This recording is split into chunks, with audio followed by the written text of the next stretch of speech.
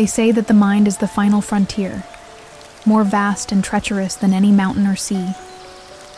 I used to dismiss those words as the romantic musing of philosophers and dreamers, but that was before I met Jonathan.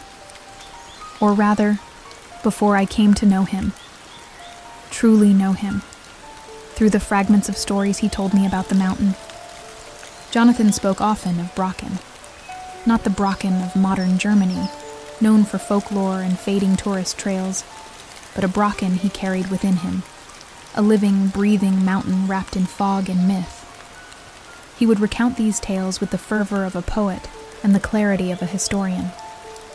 There were no notes, no recordings, just his memory, sharp and vivid, as though he had descended from the slopes just that morning. Always with him in the stories was Matteo. Jonathan described Matteo as his closest companion, almost like a younger brother, though he never clarified their exact relation. Sometimes they were just friends. Sometimes they shared something deeper, unspeakable.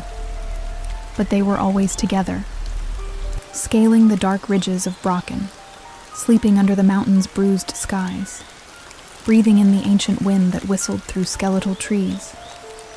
They were explorers, cartographers of mystery, always drawn to the peak, and always, somehow, turned back. The pattern was unmistakable. Each story carried them closer to the summit, but none ended there. Sometimes it was a sudden storm that forced them back. Other times, an inexplicable dread, a sound in the woods, a wrong turn that brought them to the same ledge they had passed hours before. The endings varied, but the mountain always won. I listened. I nodded. I asked questions, as any attentive friend might. But I was more than a friend to Jonathan. He didn't know that, not at first. To him, I was Emilia, the woman in the next apartment, the quiet neighbor who worked from home and always had time for coffee. He liked my balcony plants, and said they reminded him of the mossy ridges of Brocken. I didn't correct him when he misremembered my profession, when he assumed I was a writer. I let him talk, let him guide me into the depths of his story world because that's where the truth waited. It became routine. He would knock gently, always at the same hour in the afternoon. I'd prepare tea, and he'd begin. As he talked, I noticed things. The way his eyes flicked to the shadows in the corners of the room. The tremor in his hand as he reached for his cup. The way he referred to events that couldn't have happened. Described landscapes that didn't exist. And always, Matteo. The boy with the sunken eyes and a voice like a broken violin. Matteo who whispered secrets about the mountain. Matteo who seemed somehow more real to Jonathan than anyone else. There was a melancholy to his stories that I found haunting. Not sadness, exactly, but a weariness. Like he had been chasing something for years, and no longer believed in the finding, only in the search.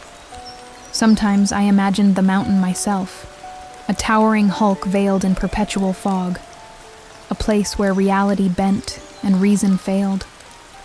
I wondered what it symbolized to him: escape, redemption, punishment. And then, one evening, something changed. He arrived early, wild-eyed and breathless. His words came faster, more chaotic. He said they had reached the ridge just below the summit. The sky had torn open. The rocks had bled. Matteo had screamed. There was something waiting at the top, something neither of them had dared name. He said Matteo ran. He said he chased him, but Matteo disappeared into the mist. He said he woke up alone, with snow in his mouth and blood on his hands. He stared at me then, and I saw it. The break, the final fracture in his mind. I brought him tea, and he sipped it with trembling hands. He said Matteo wouldn't return, that the mountain had taken him, that he was the only one left now, the only witness. The next day he didn't knock, or the day after that.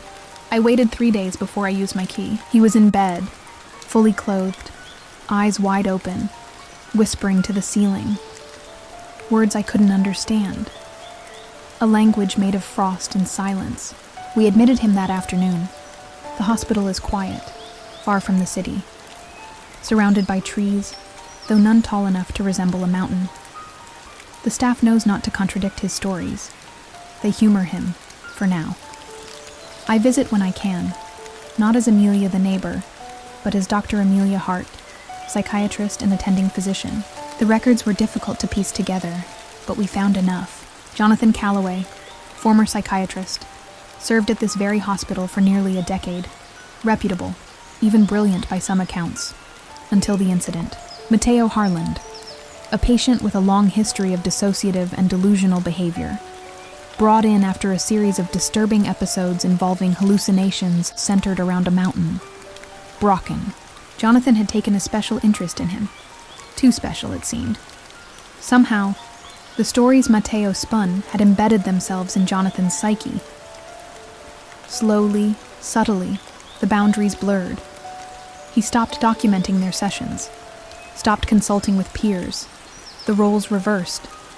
The patient became the teacher, the doctor, the believer. And then Matteo was gone. Escaped during a transport, never found, presumed dead.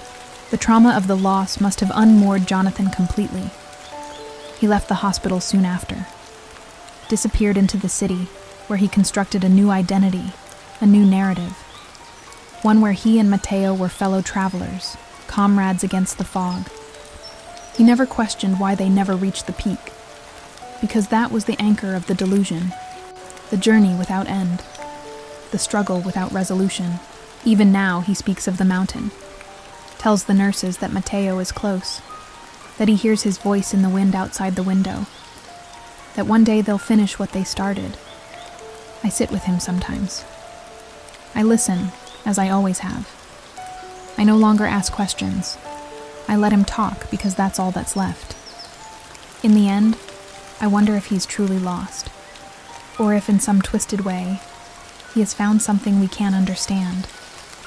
A mountain of the mind, unscalable, eternal, and perhaps in its shadow, he feels less alone.